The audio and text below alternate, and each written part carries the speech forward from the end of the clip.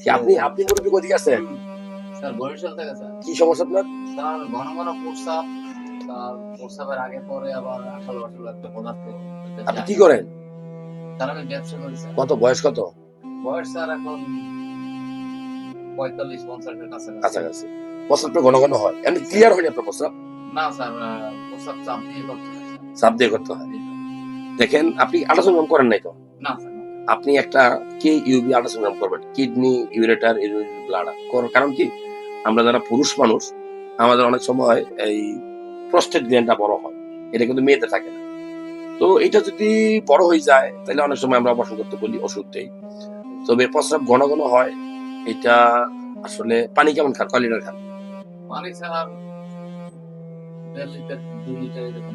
না, পানি তো ঠিকই আছে, 1.5-2 লিটার খাবার, বেশি খাওয়া যাবে না। তবে আপনার একটা আলোচনা করে আমরা বুঝতে পারবো। আর প্রস্রাবের সাথে বীজও যায় নাকি? জি স্যার, জি স্যার। আপনি কি বউ ছাড়া থাকেন পারে? হ্যাঁ, জি স্যার। এটা ঠিক, এটা স্বাভাবিক। তবে অ্যান্টিবায়োটিক দিয়ে ঠিক হয়ে যাবে ইনশাল্লাহ।